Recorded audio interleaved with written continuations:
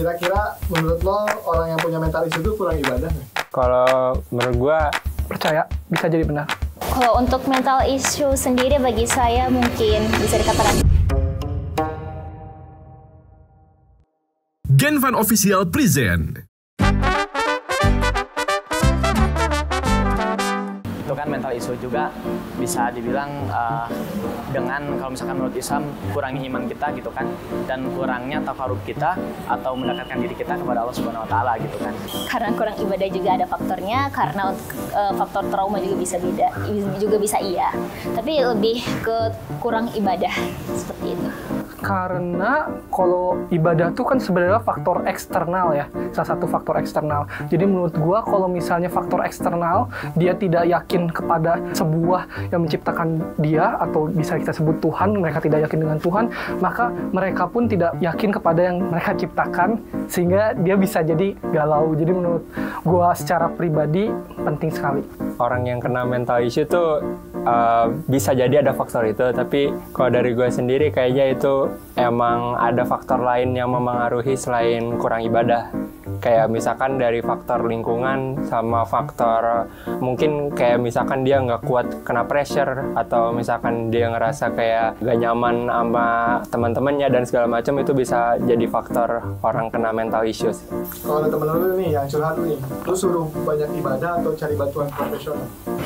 Untuk dengerin teman yang terkait mental issue sendiri, mendengarkan terlebih dahulu apa masalahnya, lalu mengajak dia ke psikolog lagi atau selain itu, lalu setelah itu baru mengajaknya ibadah untuk menenangkan.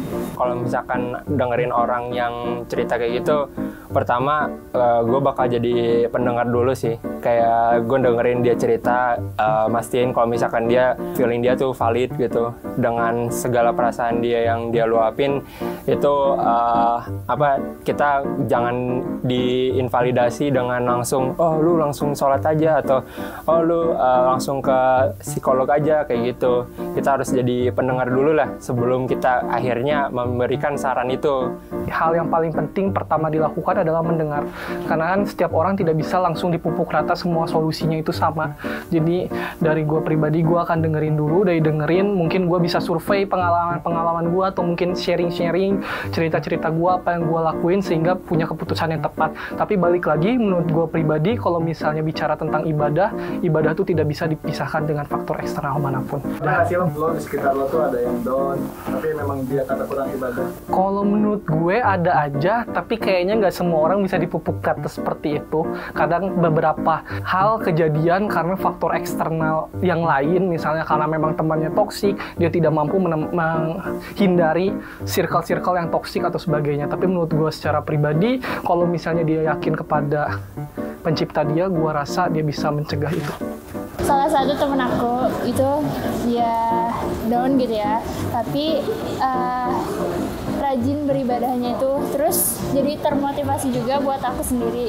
Kok dia yang down gitu ya si mentalnya, tapi rajin beribadah, apalagi aku yang nggak ada masalah apapun, tapi kok masa ibadahnya kurang gitu ya. Kalau lu kena mental issue atau misalnya kena lagi down banget nih, lu tetap rajin ibadah atau enggak? Gue bakal tetap rajin ibadah, karena menurut gue kayak mental issue itu ya salah satu caranya buat bisa sembuh. Menurut gue kayak selain lo cari bantuan profesional dan dari bantuan dari support dari teman-teman, lo juga harus memperbanyak ibadah. Mental issue itu ujian keimanan atau hanya sebatas sakit fisik? Menurut gue pribadi itu keduanya, meskipun ya mungkin antara bobotnya gue pribadi merasa mirip-mirip ya, karena di satu case kita juga tidak bisa menutup mata bahwa ternyata ada orang yang ibadahnya kuat, tapi di satu sisi ujiannya lebih berat dibanding orang yang ibadahnya kurang kuat. Jadi balik lagi, itu ada faktor eksternal lain, tapi menurut gue kalau dia ibadahnya baik, dia bisa mengatur dan punya problem solving, manajemen masalah yang cukup baik.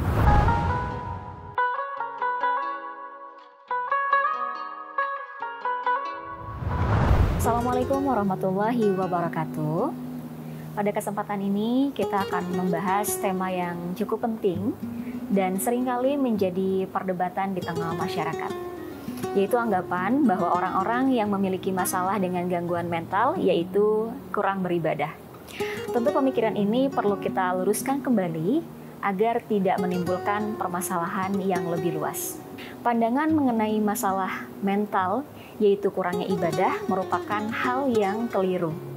Karena pada dasarnya, gangguan kesehatan mental bukan hanya berdasarkan spiritualitas, tapi juga banyak sekali faktor yang sangat kompleks di dalamnya. Di antaranya adalah faktor genetik, kepribadian, lalu juga pengalaman-pengalaman traumatis, dan juga kondisi psikososial yang kurang baik. Dalam Islam, kesehatan mental tentu berkaitan erat dengan kesejahteraan yang menyangkut pada hati dan juga menyangkut pada kesejahteraan manusia pada keseluruhan. Sebagaimana Allah menyampaikan dalam surat Al-Insyirah ayat 5-6, A'udzubillahi minasyaitonirrajim, Bismillahirrahmanirrahim. Fa inna ma'al usri yusra, inna ma'al usri yusra. Karena sesungguhnya bersama kesulitan pasti ada kemudahan. Sesungguhnya bersama kesulitan pasti ada kemudahan. Dalam ayat ini menerangkan bahwa kita sebagai umat manusia seharusnya menyadari Allah memberikan ujian pada kita semua, tentu dengan jalan keluar dan kemudahan, terutama dalam hal kesehatan mental ini. Ibadah dan juga kekuatan iman merupakan faktor yang penting dalam mengentaskan kesehatan mental. Namun, perlu kita ketahui bahwasanya ibadah bukan satu-satunya faktor utama atau solusi utama untuk mengentaskan permasalahan mental saja. Ibadah merupakan bentuk dukungan spiritual dan juga pencarian ketenangan batin. Namun pada sisi lainnya, ibadah juga perlu didukung dengan ikhtiar lainnya, diantaranya pengobatan medis dan juga psikologis yang memadai. Terapi psikolog dan juga psikiater memungkinkan dan juga obat-obatan yang diperlukan sesuai dengan takaran akan menyebabkan adanya sebuah perbaikan dalam kondisi psikologis yang terintegrasi dan juga komprehensif. Sebagaimana kita semuanya mengemukakan kepada orang-orang yang memiliki kesalahan atau kesehatan yang kurang baik secara fisik, dan kita menemukan sebuah hal yang dimana ditujukan kepada dokter, begitu pula dengan kesehatan mental. Kita perlu sisi ibadah dan juga kita perlu untuk mengentaskan secara medis. Sebagaimana Rasulullah SAW menyampaikan, semua penyakit ada obatnya. Salah satunya adalah dengan penyakit mental ini. Dari hadis tersebut kita belajar bahwa umat Islam seharusnya berkaca dan kita dituntut untuk melakukan pengobatan yang optimal, khususnya dengan gangguan kesehatan mental ini. Pada akhirnya kita menyadari bahwa stigma yang negatif terkait dengan gangguan kesehatan mental perlu kita entaskan bersama-sama. Seyogianya juga kita memberikan dukungan kepada saudara-saudara kita sehingga mereka tidak merasa dijauhi dan juga mereka tidak merasa enggan untuk menyampaikan gangguan mentalnya.